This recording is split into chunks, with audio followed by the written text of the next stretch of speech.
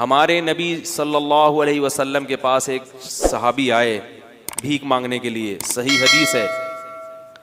لوگوں کو وہ حدیثیں تو یاد ہوتی ہیں جس میں صدقے کی ترغیب ہے, وہ بھی حدیثیں یاد رکھنی چاہیے. صدقہ کرنا چاہیے, اسٹائل یہ ہونا چاہیے, انداز یہ ہونا چاہیے جو میں آپ کو بتا رہا ہوں. صحابی آئے, انصاری صحابی, عرض کیا یا رسول اللہ گھر میں کیا ہے؟ فاقے, کچھ بھی نہیں ہے کھانے میں. وہ واقعی بیچارے مستحق تھے, انہیں تو نبی ویسے ہی دے دیتے نا, وہ جھوٹ تھوڑی بول رہے تھے نبی کی خدمت میں آ کے. کچھ بھی نہیں ہے گھر میں. آپ نے فرمایا کچھ تو ہوگا, سب صحابہ بیٹھے ہوئے ہیں, کچھ تو ہوگا. فرمایا صرف ایک پیالہ ہے. ظاہر ہے وہ پیالہ ہے جس میں ڈال کے کھانا کھاتے ہیں, وہی اگر بیچ دیں تو کھانا آئے گا تو پلیٹ ہی نہیں رہے گی گھر میں, برتن ہی نہیں رہے گا. آپ صلی اللہ علیہ وسلم فرمایا وہ پیالہ اٹھا کے لے آؤ. کیا کرو؟ یہ حدیث تو پیالے کے بارے میں, آپ نے جب کسی کو دیکھنا ہے تو آپ نے اپنے حساب سے اسے انٹرویو لے کے, یہ نہیں کہ پیالہ اٹھا کے لے آؤ کیونکہ حدیث میں آ رہا ہے. اب کیا ہے کہ رسول اللہ صلی اللہ علیہ وسلم نے ان سے کہا کہ جاؤ کیا لے کر آؤ؟ پیالہ. وہ لے آؤ اٹھا. نبی نے ان کو طریقہ سکھا رہے ہیں. کیسا پیارا آپ صلی اللہ علیہ وسلم کی تعلیم کا انداز تھا. آپ یہ بھی تو کہہ سکتے تھے بھائی اس پیالے کو بیچو, یہ خریدو, یوں کرو جاؤ. تو آپ نے معلم کو بھی بتا دیا کہ تم نے غریب کو صحیح راستہ بھی دکھانا ہے اور اس کے ساتھ اس راستے میں تعاون بھی کرنا ہے. وہ بیچارہ کانفیڈنس نہیں ہوتا, آپ نے اس کو سمجھا کے نکل لی ہے, وہ کنفیوز ہے یار میں نے کیا کرنا ہے. ہر آدمی میں کانفیڈنس نہیں ہوتا, قوت فیصلہ نہیں. تو آپ نے بتا دیا کہ اس کے ساتھ تعاون کرنا ہے, اس کی حوصلہ افزائی کرنی ہے. تو آپ یہ نہیں آپ صلی اللہ علیہ وسلم نے فرمایا کہ جاؤ وہ پیالہ بیچو اور یہ کرو اور وہ کرو اور خود ہی کر لو سارا کچھ. فرمایا لے آؤ. جیسے جیسے کہہ رہا ہوں نا ویسے ویسے گویا انگلی پکڑ کے چلانا سکھا رہے ہیں, بھیک سے انگلی پکڑ کے چھڑوا رہے ہیں. یہ زیادہ بڑی خدمت ہے. اگر آپ صلی اللہ علیہ وسلم ان صحابی کو کھانا دے دیتے, صدقہ دے دیتے, اگلے دن پھر آ جاتے, وہ تو کھاؤ ختم. اور تھوڑے دنوں میں کیا ہوتا, ان کی زوجہ بھی یہی, بچے بھی یہی کر رہے ہوتے. یہ بھیک ایسی بیماری ہے جو نسلوں میں چلتی ہے. خاندانی بھکاری ہوتے ہیں بعض لوگ, ارے ہمارے ابا بھی یہی کام کرتے تھے. ٹھیک ہے نا. تو نبی صلی اللہ علیہ وسلم نے فرمایا جاؤ پیالہ اٹھا کے لے آؤ. وہ صحابی پریشان ہے, کیا ہوگا بھائی, ٹھیک ہے نبی نے کہا ہے لے آئے. آپ صلی اللہ علیہ وسلم نے فرمایا اسے کون خریدے گا؟ ہر چیز کا کوئی نہ کوئی طلبگار ہوتا ہے. ایک صحابی نے فرمایا 1 درہم میں یہ مجھے دے دیں. آپ نے فرمایا اس سے زیادہ میں کون خریدے گا؟ بھائی اب بزنس کا تو اصول ہے نا, سرمایہ چاہیے تو جتنا زیادہ سرمایہ لے سکتے ہو. ارے یار بھائی بزنس کا تو اصول ہے, حلال سرمایہ ہے. تبھی یہ یاد رکھو اسلام نے کسی چیز کی قیمت متعین نہیں کی ہے.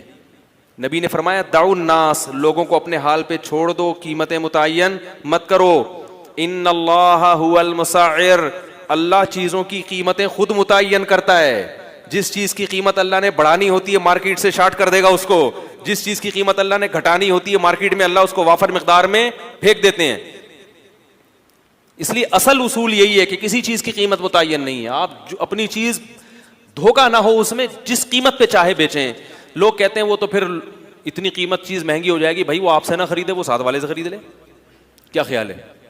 تو وہ تو خود بخود, ہاں گڑبڑ جب ہوگی جب تاجر مل کے آپس میں ایکا کر لیتے ہیں, معاہدہ کر لیتے ہیں کہ اس سے کم پہ نہیں بیچنا, یہ ناجائز ہے.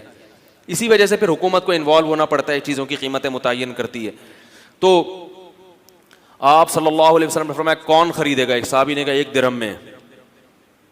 آپ نے فرمایا کہ اس سے زیادہ میں کون خریدے گا؟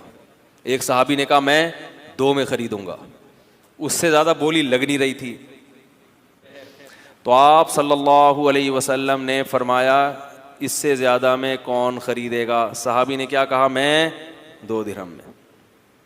2 درہم میں خریدا. 2 درہم آپ صلی اللہ علیہ وسلم نے ان صحابی کو دیے. فرمائے 1 درہم سے کلہاڑی لے کر آؤ اور 1 سے اپنے اور اپنے بچوں کے لیے کھانا لے کر آؤ, گزارا چلاؤ فی الحال, کیونکہ اب بھوک کا بھی تو کوئی علاج کرنا ہے نا.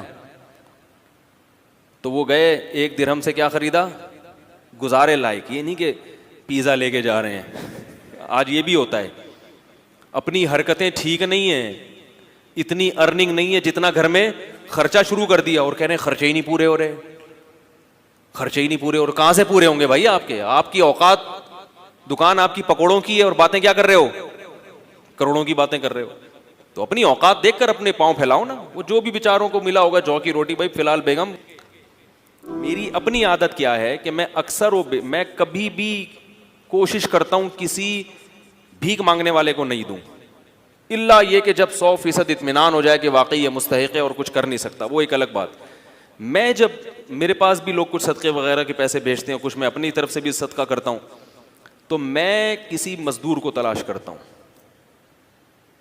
کیونکہ یہ پتا ہے کہ یہ بیچارہ اگر مالدار ہوتا تو اتنی ٹف مزدوری, بولو بھائی, نہ کر رہا ہوتا. یہ مالدار نہیں ہے تو یہ مزدوری کر رہا ہے. نمبر 2, یہ آدمی لالچی نہیں ہے. لالچی ہوتا تو محنت گڑا تھوڑی کھود رہا ہوتا, وہ رکشا تھوڑی چلا رہا ہوتا. تو ایسے آدمی کو بغیر مانگے دے دو, اور سرسری غور کرو کہ زکوٰۃ کا مستحق ہے یا نہیں.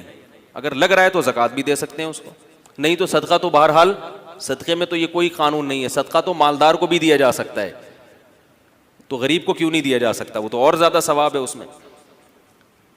اور بعض دفعہ اگر میرے پاس کوئی بڑا اماؤنٹ ہو تو پھر میں کیا کرتا ہوں, میں کسی غریب سے یہ پوچھتا ہوں, جو انٹرویو لیتا ہوں نا, کہ بھائی آپ یہ کیوں کر رہے ہو, یہ کیا ہے, وہ اس کو نہیں پتا ہوتا یہ مولوی صاحب مجھے چندہ دیں گے. اگر پہلے پتا چل جائے نا تو پھر چھوڑو ہوتے ہیں. پھر آج کل یہ غریب کیا ہوتے ہیں, لمبی لمبی چھوڑنا شروع کر دیتے ہیں, کہہ رہے ہیں مجھے 2-3 کروڑ روپے مل جائے نا, پھر ایسی باتیں شروع کرتے ہیں. ان کو نہیں بتاؤ ویسے ہی ہے, ہیلو ہائے, اور بھائی طبیعت سیٹ انڈی والان خا ٹول مول, اگر پٹھان ہے تو تھوڑا سا پشتو مشتو ماری, پنجابی ہے تو تھوڑا سا اس میں, اور بھائی پہاڑ کی حال ہے تو ٹھیک ٹھاک ہو, اس طرح کی تھوڑی سی گلنا شلنا کر کے تو تھوڑا سا اس کو مانوس کیا. اس کے بعد اس سے رپورٹ طلب کی, اور بھائی کیا کر رہے ہو, گھر بھر کیسا چل رہا ہے. تو جو عزت دار آدمی ہوتا ہے وہ پہلی دفعہ میں تو یہی کہے گا الحمدللہ اللہ کا دیا بہت کچھ ہے. اب یہ نہیں کہ ہم بھاگ گئے, اس کا مطلب ہے بندہ سفید پوش ہے, اللہ کا شکر ادا کر رہے ہیں. تو بھائی اللہ کا دیا ماشاءاللہ بہت کچھ ہے. بچے کتنے آپ کے؟ جی 2-3 درجن بچے ہیں ماشاءاللہ. ایک مثال دے رہا ہوں, ویسے ہوتے نہیں کسی کے. اور کون ہے گھر میں؟ یار ویسے ہی پوچھ رہا ہوں یار, تنخواہ کتنی ہے؟ کہنا الحمدللہ یہ دہاڑی ہو جاتی ہے. تو اس دہاڑی میں گزارا ہو جاتا ہے؟ ہاں بھائی ہو جاتا ہے. اس کا مطلب ہے کہ گزارا نہیں ہوتا, کیونکہ اس دہاڑی میں اسباب کی دنیا میں اتنے بچوں کے ساتھ گزارا نہیں ہوگا. تو بھائی اس کو لفافہ چپکے سے پکڑاؤ اور پتلی گلی سے نکل لو. اور اس سے زیادہ اچھا کام کیا ہے؟ بعض دفعہ یہ بھی میری کوشش ہوتی ہے, کبھی اس میں کامیاب ہوتا ہوں کبھی نہیں بھی ہوتا, اور کبھی یہ کوشش نہیں بھی کرتا, ٹائم ہی نہیں ہوتا. لیکن میں اس لیے آپ کو بتا رہا ہوں کہ بھائی یہ کام کریں گے تو انشاءاللہ انسانیت کی خدمت ہوگی, اپنی قوم کی خدمت ہوگی, اور اپاہج نہ بنائیں لوگوں کو. پھر میں اس سے کہتا ہوں کہ یار یہ آپ اس سے آسان کام کیوں نہیں کر لیتے؟ یا کوئی واقعی بے روزگار ہے, وہ ایسا بھی ہوا ہے, بھکاری آیا ہٹا کٹا, میں نے کہا آپ کچھ کرتے کیوں نہیں؟ کہہ رہے ہیں یار آج کل روزگار نہیں مل رہا, میں کیا کروں. میں نے کہا ٹھیک ہے آ جاؤ, ہماری مسجد میں کام ہو رہا تھا, میں نے کہا یار یہ سارا کام یہاں نمٹا دو, یہ کر لو, یہ گڈھا آپ کھود دو. آپ مجھ سے 100 روپے مانگ رہے ہو, میں آپ کو 2000 روپے دے دوں گا ایک دن کے, یا 3000 روپے دے دوں گا ایک دن کی دہاڑی. اب فوراً پتلی گلی سے نکل لیا. بھائی جب آپ ہٹے کٹے ہو, آپ کی باڈی سے لگ رہا ہے کہ آپ کدال کسی کے سر پہ بھی مار سکتے ہو, اتنی طاقت ہے. بھائی کیا کرنا ہے؟ اپاہج آدمی اللہ کو پسند نہیں ہے, اور اپاہج بنانے والے لوگ بھی اللہ کو پسند نہیں ہے.